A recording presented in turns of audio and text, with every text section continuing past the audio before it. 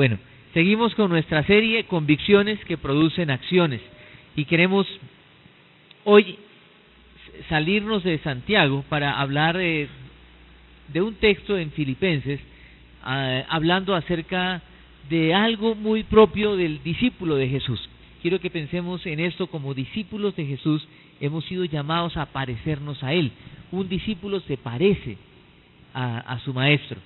Y cuando pensamos en estas características de Jesús y pensamos en las nuestras, encontramos que en nuestra naturaleza no está esto, sino que al contrario. Por ejemplo, si pensamos en servir, a nosotros nos gusta más bien ser servidos. ¿A quién le gusta servir por naturaleza? ¿Sí? Al punto de que cuando llegan vacaciones pensamos en lugares donde podamos ir, donde nos atiendan, ¿verdad? Donde no haya que lavar un solo pocillo, porque qué rico que lo atiendan a uno. Ahora, no estoy hablando que sea malo descansar de esa manera. Lo que quiero decirles es que nuestra naturaleza tiende al ser servido más que servir. Nuestra naturaleza tiende a aquellas cosas que son contrarias a lo que la Biblia está pidiendo. Uno dice, ¿pero por qué? Pero quiero que pensemos, es que la naturaleza en el corazón es así. El hombre ambiciona, por ejemplo, autoridad, y uno lo puede ver desde los niños. Si uno junta un poco de pequeños y le da autoridad a uno de ellos y le dice, tú vas a estar a cargo del grupo, el niño, ¿qué comienza a hacer con los demás? ¿Comienza a pensar en servir a los demás? No, comienza a ejercer esa autoridad y a mandar, ¿cierto? Y hasta aprovecharse de su rol de autoridad. Es innato en el corazón humano, ser inclusive egoísta. Si uno se pone a pensar en los niños pequeños, uno dice tan lindo los chiquiticos, pero uno puede ver allí la naturaleza humana en todas aquellas cosas que a veces nos reímos. Por ejemplo, yo recuerdan la historia que les conté una vez de un niño que le regalan una barra de chocolate y él la parte, y la parte más grande se la coge él y la pequeña se la da al hermano. Y cuando el papá le dice, mijito, la tuya está más grande, la muerde y dice, ya están iguales, ¿sí? Y el papá se ríe celebrando lo que el hijo acaba de hacer y no se da cuenta realmente que hay una maldad en el corazón tan egoísta que está pensando solo en él y no en el hermano, ¿sí? Recuerdo otro caso de un niño que la profesora puso a colorear a todos los niños en el jardín y pasó por un puesto de un niño y le dijo, tan lindo. Pasó por el puesto de al lado y dijo, ¡qué precioso! Y se desbordó en expresiones de felicitación, y cuando ella se va, el niño que estaba al lado coge el dibujo y lo arruga y lo bota. Y uno dice, hola, ese chino tan maloso. El papá, cuando se enteró porque lo llamaron, se rió, qué chino tan maloso ese. Pero si uno se pone a pensar, ¿quién le enseñó a este chino a desarrollar todo esto? Es decir, lo que quiero que pensemos es que hay una maldad en el corazón humano, porque dice el Salmo del rey David, en pecado me concibió mi madre. Entonces, cuando pensamos en estas cosas, y por otro lado pensamos en que el Señor nos manda a ser discípulos, ¿quién es un discípulo? Aquel que se parece a su maestro, que se parece a Jesús. Y tenemos que ir despojándonos de estas cosas propias de la naturaleza humana, que solo se pueden por el obrar sobrenatural del Espíritu de Dios. Vale decir, el hombre por naturaleza es egoísta, orgulloso, mentiroso. Nadie lleva cursos para eso, se desarrollan de manera natural. Vivir como el Señor quiere demanda una intervención del Espíritu de Dios en la vida del ser humano. Y quiero que pensemos en algunas características de un verdadero discípulo. Hay muchas que podríamos mencionar, y todas tienen que ver con parecerse a Jesús. Pero quiero que pensemos solo en algunas que encuentro en un texto que nos habla de Timoteo. En Filipenses, el capítulo 2, versículo 19, dice lo siguiente. Yo quiero que miremos el texto y veamos algunas características que la Biblia nos muestra de Timoteo. Dice, espero en el Señor Jesús enviarles pronto ¿a quién? A Timoteo, para que también yo cobre ánimo al recibir noticias de ustedes. Siga leyendo conmigo, dice, no tengo a nadie más que como él se preocupe de veras por el bienestar de ustedes, pues todos los demás buscan sus propios intereses y no los de Jesucristo. Pero ustedes conocen bien la entereza de carácter de Timoteo, que ha servido conmigo en la obra del Evangelio, como un hijo junto a su padre. Así que espero enviárselo tan pronto como se aclaren mis asuntos y confío en el Señor que yo mismo iré pronto. Pablo está preso y en la prisión él está preocupado por los filipenses. Está preocupado por el estado espiritual y por cómo se encuentran estas personas allá. Pero quiero que por favor observemos que Timoteo dice, no tengo a nadie sino a Timoteo, porque dice que los demás se preocupan por el bienestar de ellos, pero Timoteo se preocupa por el bienestar ¿de quiénes? De los filipenses. Ojo aquí, ¿qué está diciendo? Que un verdadero discípulo se preocupa por el bienestar de otros.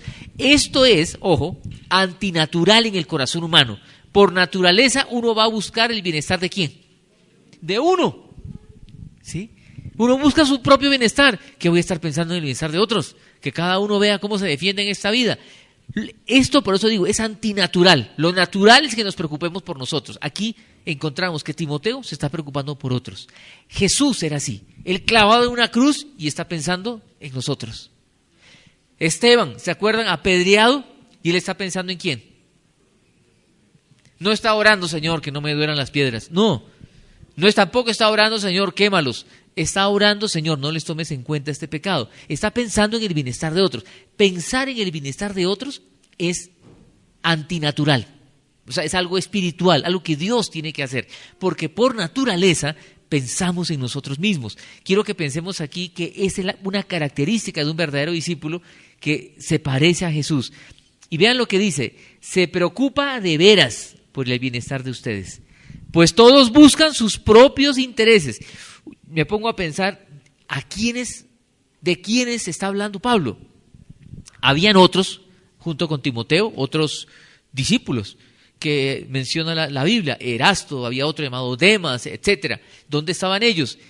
Al parecer estaban también siendo comisionados por Pablo. Pablo los enviaba a diversas tareas y Pablo estaba prácticamente solo o rodeado de algunas personas de las cuales él acusa en la carta y los llama perros inclusive, personas que predicaban el evangelio buscando añadirle mayor dolor a Pablo. Uno dice, pero gente tan mala. Quiero que pensemos que cuando uno no está sirviendo, o sea, cuando uno sirve pensando en su propio bienestar, está yendo en contra de lo que Dios quiere. La pregunta es, ¿se puede servir a otros buscando nuestro propio bienestar? ¿Es posible eso? Pensemos en el ejemplo de una madre que cría un hijo. Criar hijos es difícil para la madre y para el padre.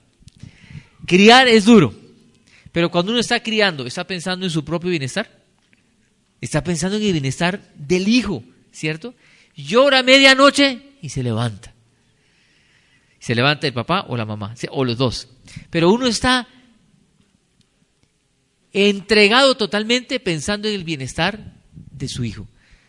Y lo hace ¿por qué? Porque es su hijo, ¿sí? Usted lo haría por su papá, por ejemplo. Su papá está enfermo. Ahora, depende de qué papá ha tenido, ¿cierto? Si fue un papá de esos sinvergüenzas, de pronto uno dice, bueno, ya me voy a compadecer del viejo ese. Pero si fue un buen padre, de pronto lo hace. Quiero decir, uno se mueve a pensar en el bienestar de otros cuando hay un vínculo muy especial. Tiene que ser el hijo, el padre, alguien. O está enamorado. Tan enamorado que hace algo por otros. Pero humanamente no nos sale. Yo le pregunto, ¿Timoteo era familiar, tenía familia allá con los filipenses? ¿Eran sus familiares? No eran nada de sangre, pero sí eran mucho en Cristo Jesús. Nosotros nos solemos como desvivir, por decir, por los hijos, los que tenemos hijos, ¿cierto? Ay, por los hijos. Los que no tienen hijos, por sus padres o por algún ser muy especial. Lo que quiero que pensemos es en esto. La familia que tenemos nosotros aquí en la tierra es en esta tierra. ¿Por qué lo digo? Porque hay personas que dicen la familia es la familia. La sangre es la sangre. Como que es lo más importante. Los Pérez somos así, los Pérez, la sangre, ¿sí? Bueno, no importa el apellido, García, el que sea, Martínez, Rodríguez. Quiero decirle, los Rodríguez, los Pérez, los García, los Villena, los Sánchez, lo que sea, en esta tierra se quedan. Es decir, el apellido muere acá. Allá en el cielo no vamos a reunirnos, oiga, vengan los Pérez, vengan los Sánchez, vengan los Ortiz. No. Dice la Biblia que allá en el cielo ni se casarán ni se darán en casamiento. Vale decir, si en esta tierra uno se desvive por su familia, por la sangre, como dice mucha gente, quiero decirle, eso es una manera muy humana de pensar, muy terrenal de pensar. La manera celestial de pensar es que esta familia sí es trascendente. Por eso Jesús decía, ¿quiénes son mi padre y mis hermanos? Los que oyen mi palabra y la reciben. Pero nosotros pensamos humanamente que mi familia, aquí, mire, en el cielo yo no sé cómo será. Me voy a encontrar con Rosita allá, yo no sé cómo será la cosa. Allá dice que ni se casarán ni se darán en casamiento, imagínense. Yo no sé cómo será nos vamos a juntar con mis hijos, no sé. Lo único que sé que son cosas que Dios ha preparado para nosotros y son increíbles. No vaya a ser que nos pase lo de ese hombre que se murió y se fue al cielo y se encontró con la esposa. Y le dijo, ¡mi amor! Y la esposa le dijo, ábrase, desgraciado, era hasta que la muerte nos separe. En el cielo va a ser diferente, yo no sé cómo, no me pregunte cómo, no encuentro. En la Biblia dice que la relación va a ser distinta, seremos como ángeles. No sé, que algunos dicen, uy, será muy aburrido. No, no va a ser mejor de lo que uno piensa aquí en la tierra. Va a ser más que todo eso, porque dice que cosas que ojo no vio, cosas que ni imaginamos, Dios ha preparado para los que nos aman. Pero piense, esta familia en Cristo Jesús es trascendente. Mi familia aquí en esta tierra no es trascendente, se acaba en esta tierra. Entonces, si nos desvivimos, si nos entregamos por la familia de esta tierra, ¿cuánto más no deberíamos hacerlo por la familia que es trascendente? Y aquí Timoteo lo entiende, Esteban lo entiende en la Escritura, el Señor Jesús nos da ejemplo de esto. Preocuparnos por el bienestar de otros. Si nosotros queremos vivir como Jesús, tenemos que pedirle a Él que Él desarrolle eso en nosotros. No como algo que salimos de acá y, Señor, yo quiero preocuparme por eso. No, es pedir, Señor, obra en mí de tal manera que yo comience a preocuparme por el bienestar de otros. Es un milagro de Dios. Dios lo tiene que hacer en uno. ¿Se ha puesto a pensar qué sería de este mundo si todos nos preocupáramos por el bienestar de otros? ¿Se ha puesto a pensar qué tal tener políticos que se preocupen por el bienestar de otros? Ahora, sin ir tan lejos, se ha puesto a pensar en el hogar. ¿Cómo sería mi familia si cada miembro de la familia se preocupa por el bienestar de otros? Usted preocupado por su esposa preocupada por usted, sus hijos preocupados por usted, y usted por sus hijos. Bueno, eso sí, de pronto es más fácil, pero esa relación es más fácil, no siempre. Pero quiero que piense, antes cómo era la cosa. Antes el papá llegaba a la casa, ¿se acuerdan cómo era antes? Agua. Hijo, ¿me traes un vaso de agua? Y no corría, ¿cierto? Tenía que obedecer, si no, hay como no le traiga el vaso de agua. Hijo, el vaso de agua, la segunda vez que te digo, ¿cierto? Ya corría porque la tercera, la chancleta volaba. Ahora es al revés, ¿cierto? Ahora, pa, quiero agua, y el papá corre. ¿Saben? No es cuestión de mandar y obedecer, es más que esto, es preocuparme por el bienestar del otro. Es pensar en que mi papá necesita de mí, mi hijo necesita de mí. En la iglesia nos necesitamos el uno del otro. ¿Se imaginan cómo se resolverían los conflictos cuando uno tiene este principio en el corazón? Que se preocupa por el bienestar de otros. Cuando viene alguien a hacerme la pelea, quien quiera que sea, su esposa, su esposo, sus hijos, su padre, su vecino, el compañero de trabajo, el cliente, quien sea, y uno piensa más bien en el bienestar de otros, diciendo, ¿por qué ese tipo me viene a hablar así? ¿Qué le está pasando? ¿Qué hay en el corazón de esta persona para que me trate así? Cambia la perspectiva de la vida. Ahora otra vez, es antinatural, porque viene mi esposa a gritarme y a tratarme mal, de uno reacciona, oiga, a mí me respeta, o yo, ¿cierto? Porque brinca el orgullo, que ¿cómo así? A mí no me van a maltratar. Y si es al revés también, y más ahora en este tiempo que la mujer dice, a mí no me van a maltratar, ya no estamos en esos tiempos donde la mujer era oprimida. No, es pensar en el otro. ¿Qué le está pasando al otro? ¿Qué le está pasando a esta persona? ¿Por qué me trata así? Esto es obrar del Espíritu de Dios. Y cuando uno ve esto en Timoteo, uno dice, este sí era un verdadero discípulo. Se parece a Jesús. Pensar en el bienestar de otro. Ahora quiero que pensemos aquí también en el servicio. Cuando uno sirve, uno debe asegurar su corazón que realmente mi motivación para servir es pensar en el bienestar de otros. Si voy a un retiro a servir, estoy pensando en el bienestar de los que participan del retiro. Si voy a enseñar, estoy pensando en el bienestar de los que reciben la enseñanza, no en el bienestar personal. Porque ¿saben una cosa? Creo que muchas veces podemos servir pensando en servirnos a nosotros mismos. Un autor, hablando de este tema, dice algo muy importante. Dice, ¿saben cuál es el problema? La enfermedad más tenaz del líder cristiano es servirse a sí mismo en el nombre de Jesús. ¿Y a qué se refiere? Que uno puede comenzar a hacer cosas, pero con el ánimo de buscar simplemente su propio bienestar. Por ejemplo, servir porque siente que en eso encuentra realización personal. Servir porque en eso encuentra reconocimiento. Servir porque en eso encuentra que puede desarrollar sus habilidades y sentirse feliz. Y la idea es diferente, sirvo desarrollando mis habilidades pensando en el bienestar de otros. El ejemplo de la mamá, está dando de lactar, está cambiando pañales, está trasnochando, está pensando en ella, uy, qué mamá tan experta que soy, vea cómo ella cambia pañales.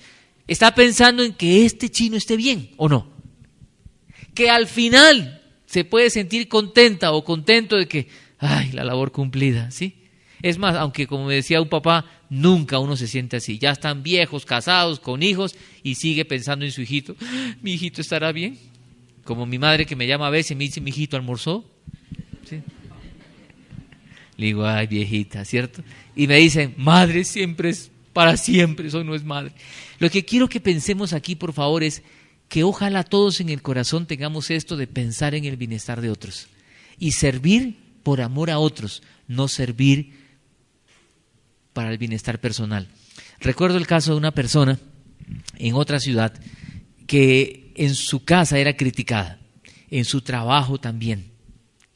Y esta persona en la iglesia tenía un rol de liderazgo y en una evaluación de líderes le observaron ciertas cosas para corregir. Se lo hicieron con todo el amor del mundo, pero como siempre toda evaluación es difícil.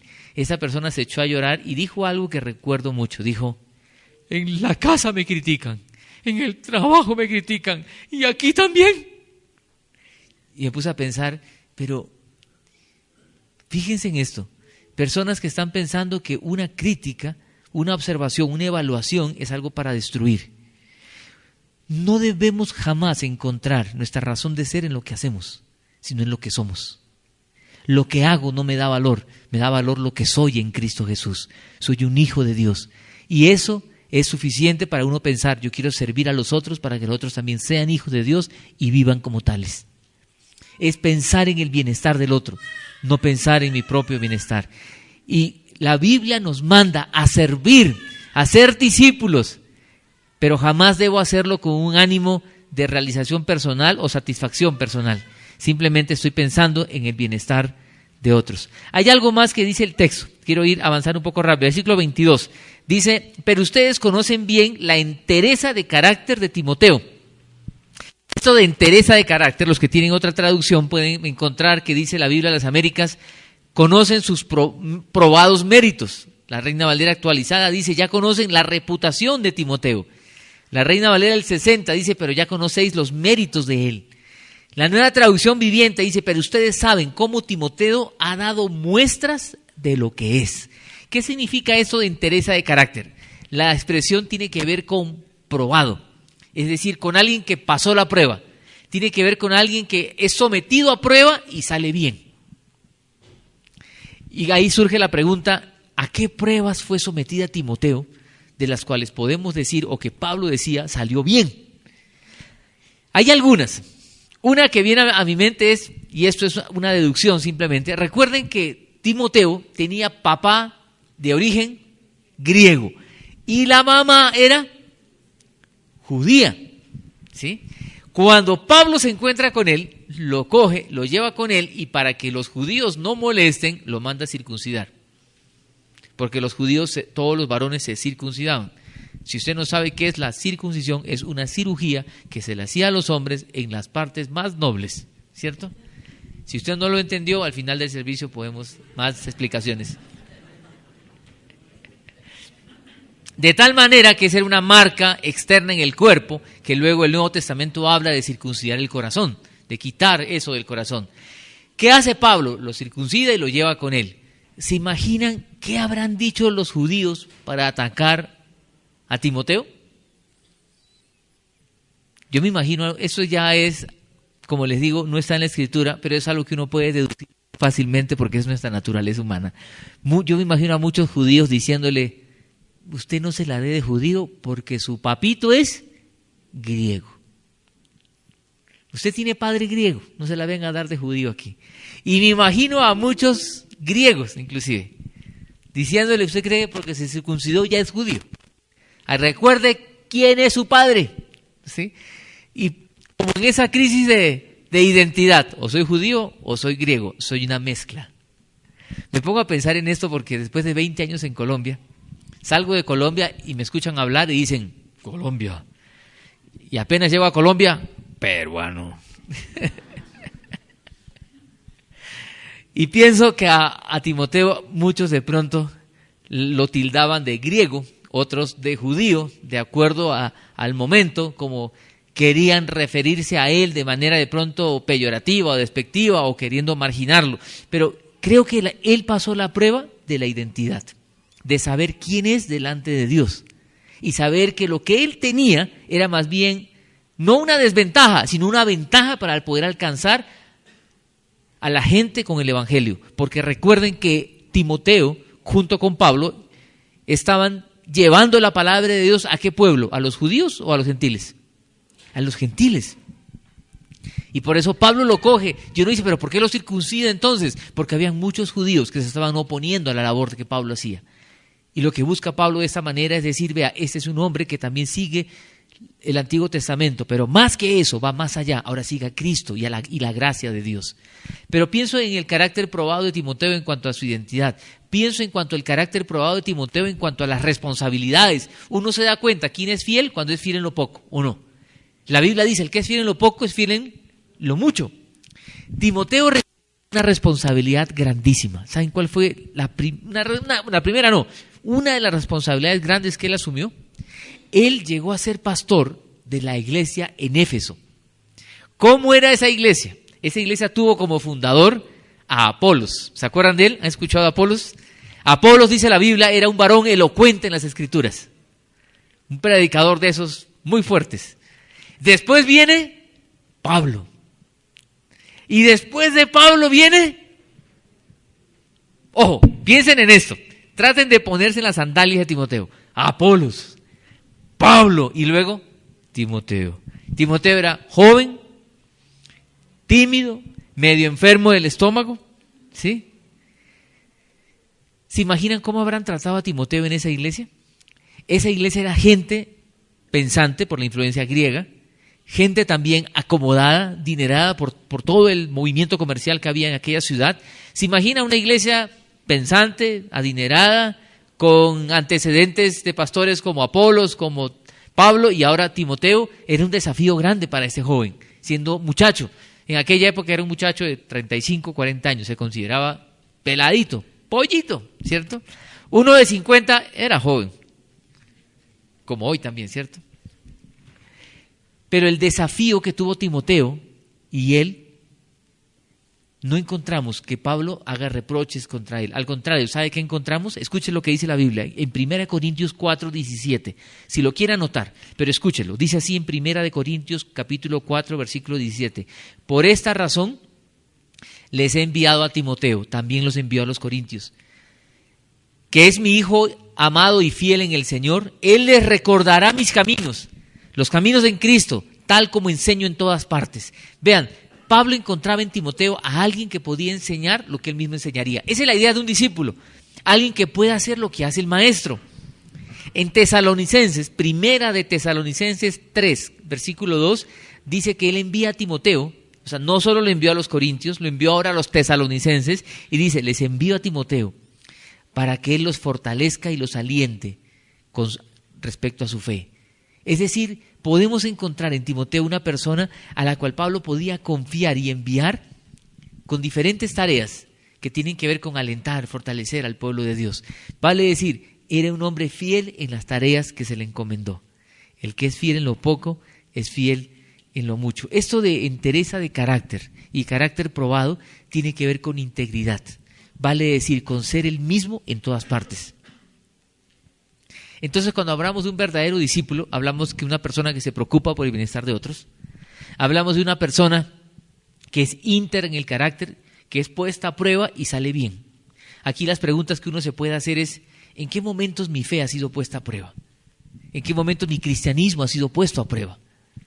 Puede ser puesto a prueba en el trabajo, en el centro de estudios, universidad, colegio, en el hogar, su cristianismo puede ser puesto a prueba. Los hijos ponen su cristianismo a prueba. A veces su pareja pone su cristianismo a prueba. Los amigos ponen su cristianismo a prueba. Y la idea es, ¿salimos bien de la prueba? Timoteo salió bien. Integridad tiene que ver con ser el mismo en todo lugar. No es que yo sea fiel acá en la iglesia y un infiel en el hogar.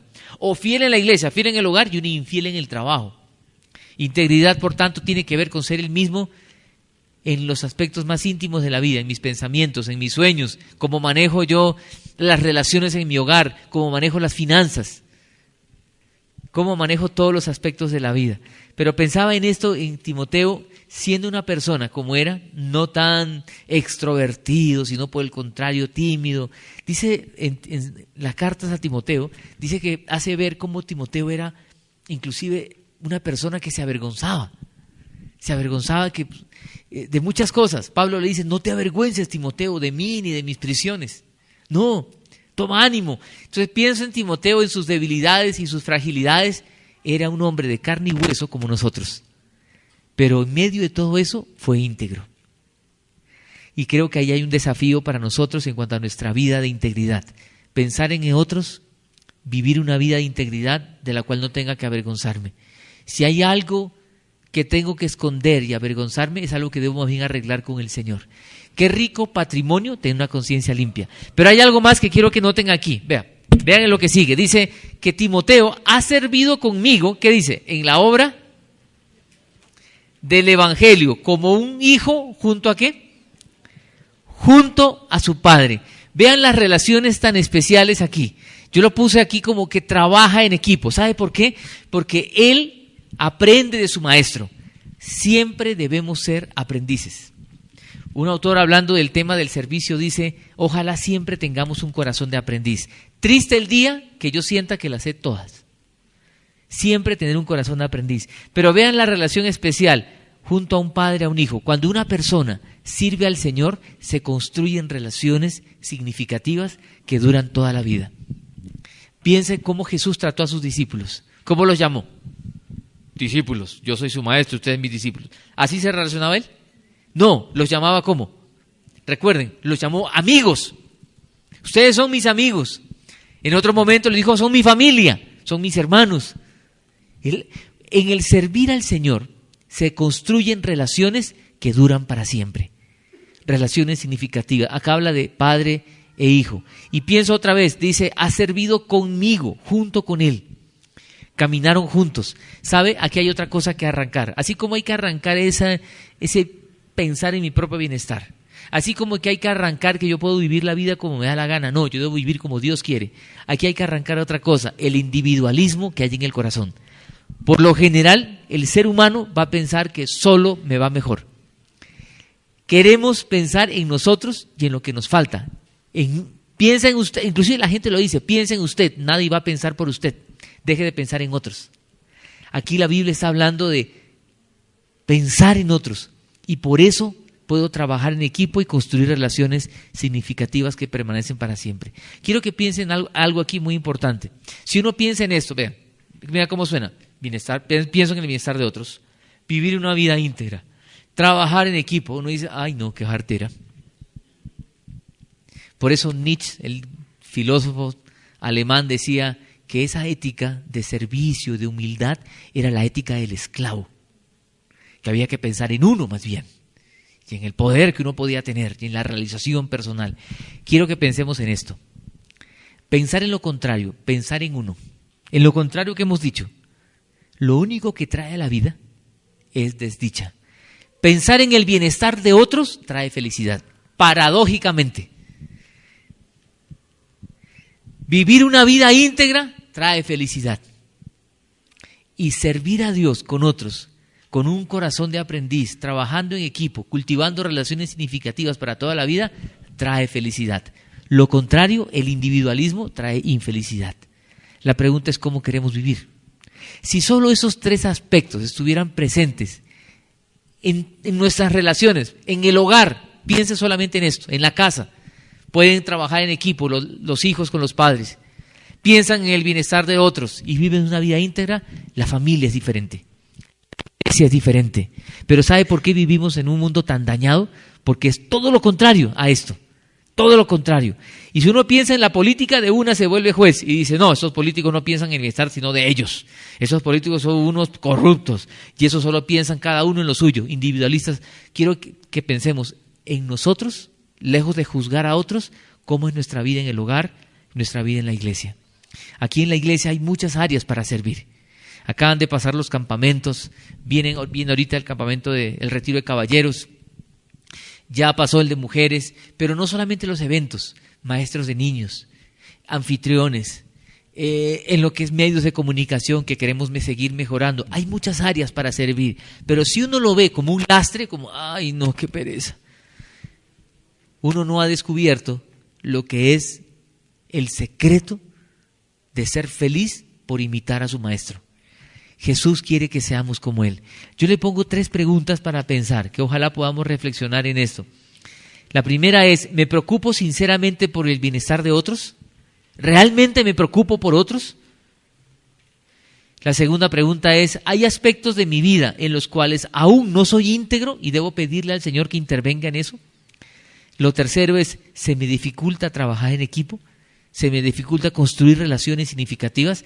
Si usted a alguna de esas puede decir sí, a tal aspecto sí, no quiero que salga de acá diciendo me voy a proponer lo siguiente. No, más que proponer, quiero invitarlo a que nos acerquemos al Señor con todo el corazón y con todo el alma y le digamos, Señor, opera dentro de mí.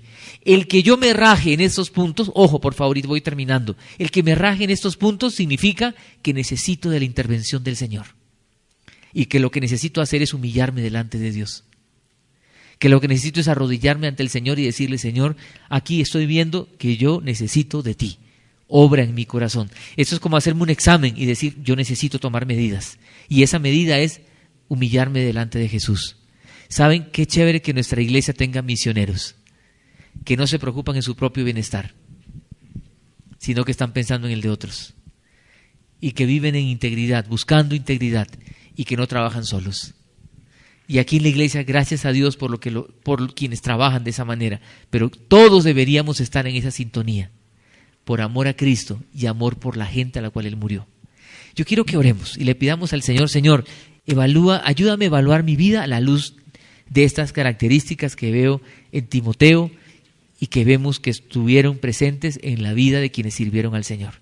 Acompáñenme a orar, por favor. Señor, por naturaleza, nos gusta hacer lo contrario a tu palabra. En vez de pensar en el bienestar de otros, pensamos en nosotros. Señor, queremos aprender a servir como tú. Queremos pasar la prueba, Señor. Y queremos ser fieles en lo poco, para que tú nos pongas sobre mucho, para gloria de tu nombre. Señor, y sirviendo con otros, queremos hacerlo en medio de relaciones significativas, como Pablo podía decir, padre a hijo, y aprender, y que tú nos des, Señor, personas de las cuales podamos aprender y personas a las cuales enseñar, para que como una gran familia podamos crecer. Señor, hay dicha en servirte y en servir a otros por los cuales tú moriste en la cruz. Señor, te pedimos en esta tarde que por tu Espíritu Santo tú obres en nosotros y arranques de nosotros esa naturaleza que nos lleva a todo lo contrario, Señor. Señor, sigue obrando en cada corazón y haz de nosotros gente que se parece a ti. Señor, gracias por la vida de ese hombre Timoteo. Gracias por la vida de Pablo. Gracias por la vida de Esteban. Gracias por tu vida, Jesús. Tú eres nuestro modelo. Queremos ser imitadores tuyos. Señor, sírvete de nosotros, por favor. Queremos poner en tus manos todo lo que tú nos has dado y en ese servirte descubrir el gozo y la dicha de que más bienaventurado es dar que recibir. Señor, gracias por tu amor tan grande con cada uno.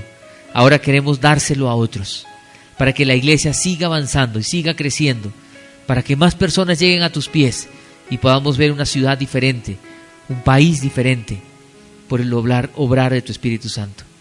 Padre, en tus manos estamos. Oramos en el nombre de Cristo Jesús. Amén.